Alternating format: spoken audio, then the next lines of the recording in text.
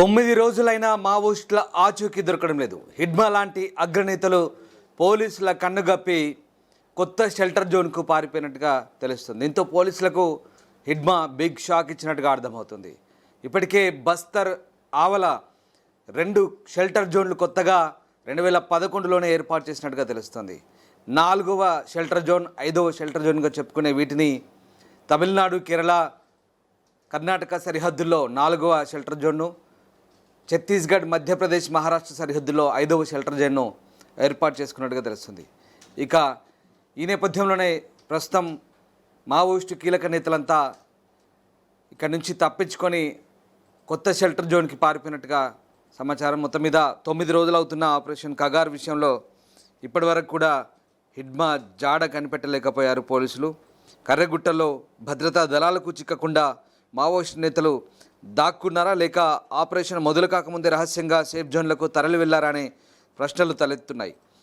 వేలాది మంది పారామిలిటరీ, హెలికాప్టర్లు, డ్రోన్ల సహాయంతో భద్రతా దళాలు బచావో కర్రగుట్టలు ఆపరేషన్ చేపట్టిన సంగతి తెలిసిందే. అయితే అది మొదలై 9 రోజులు పూర్తయిన ఇంతవరకు ఆ గుట్టలపై మావోల జాడలేదు.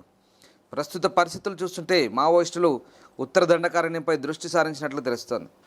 ఇక మావోయిస్టుల ఏరువేత లక్ష్యంగా 2009లో మొదలైన గ్రీన్ హంట్ ఆపరేషన్, ఆ తర్వాత కగార్ పేరుతో కేంద్రంలోని బీజేపీ ప్రభుత్వం దూకుడు పెంచింది. దీంతో ఎప్పటికైనా ప్రభుత్వ నిర్బంధం తీవ్రమవుతుందనే అంచనాతో కొత్త ప్రాంతాల్లో పార్టీ విస్తరణపై మావోలు దృష్టి సారించారు. కర్ణాటక, తమిళనాడు సరిహద్దులో ఉన్న అటవీ ప్రాంతంలో గంధపు చెక్కల స్మగ్లర్ వీరప్పను తుదముట్టించేందుకు ఆ 2 రాష్ట్రాలు సంయుక్తంగా ఏళ్ల తరబడి ఆపరేషన్ చేపట్టాయి. 2004 అక్టోబర్ 18న జరిగిన ఎన్కౌంటర్లో వీరప్పన్ హతమయ్యాడు. దీంతో అప్పటి వరకు ఈ అడవులపై కొనసాగిన పోలీస్ నిఘా తర్వాత తగ్గింది. దీంతో ఉత్తర తెలంగాణ బస్తర్ ఏఓబి తర్వాత 4వ గెరిల్లా జోన్గా కర్ణాటక, కేరళ, తమిళనాడు సరిహద్దుల్లో ఉన్న అటవీ ప్రాంతాన్ని 2011లో మావోయిస్టు పార్టీ ప్రకటించింది. ఈ మేరకు కొత్తగా సదరన్ రీజనల్ బ్యూరోను ఏర్పాటు చేసింది. 2011లో విస్తరణ పనులు మొదలు పెడితే 14 నాటికి జోన్లో పొలిటికల్ మిలిటరీ క్యాంపెయిన్ చేయగలిగే స్థాయికి చేరుకుంది. పొలిటికల్ మిలిటరీ క్యాంపెయిన్ మొదలుపెట్టిన మరుసటి ఏడాది నుంచే కేకేటి జోన్లో మావోలకు ఎదురుగాలి వీయడం మొదలైంది. ఆ పార్టీకి చెందిన కీలక నేతల అరెస్టు, లొంగుబాటు లేదా ఎన్కౌంటర్లో చనిపోవడం వంటి ఘటనలతో ఆశించిన స్థాయిలో పుంజుకోలేకపోయారు. దీంతో అప్రమత్తమైన ఆ పార్టీ మధ్యప్రదేశ్, మహారాష్ట్ర, ఛత్తీస్గఢ్ సరిహద్దు ప్రాంతాన్ని గెరిల్లా జోన్ 5గా 2015లో ఏర్పాటు చేసుకుంది. ఇక జోన్ల వారీగా పార్టీని విస్తరించే పనులను కేంద్ర కమిటీతో పాటు Dandakaranya zonal committee, central regional బ్యూరోలో ఉన్న పెద్ద తలకు అప్పగించినట్టు తెలుస్తోంది.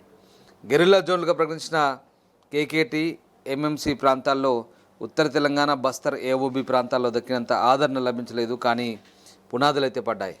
దీంతో ఇక కేరళలోని కన్నూరు, కోజికోడ్, వయనాడ్ జిల్లాలో అటవీ ప్రాంతాలు మావోయిస్టులకు షెల్టర్ జోన్లుగా మారాయని నిఘా వర్గాలు అంచనా వేశాయి. అక్కడ పార్టీ విస్తరణకు నల్గొండ జిల్లాకు చెందిన ఉయికే గణేష్ అలియాస్ పాక హనుమంత్ చూస్తున్నట్టు తెలుస్తుంది. మరోవైపు మహారాష్ట్ర గెరిల్లా జోన్లో గోందియా, మధ్యప్రదేశ్ బాలాఘాట్, ఛత్తీస్గఢ్లోని రాజ్నందగావ్ జిల్లాలో పార్టీకి పట్టు చిక్కింది. దీంతో అక్కడ కొత్తగా దర్భా డివిజన్ కమిటీ ఏర్పడింది. ఇటీవల జరిగిన ఎన్కౌంటర్లో ఆ డివిజన్ కమిటీ సభ్యుడు జగదీష్ మరణించడం ఆ పార్టీకి నష్టాన్ని చేకూర్చింది. అయినా ఈ 3 జిల్లాల సరిహద్దులో విస్తరించిన Kanha national park, Bhoramdev tiger reserve, Amarkantak అడవుల్లో మావోయిస్టులకు ఆశ్రయం ఇచ్చే పరిస్థితులు ఉన్నట్లు సానుభూతి పరులు అంటున్నారు.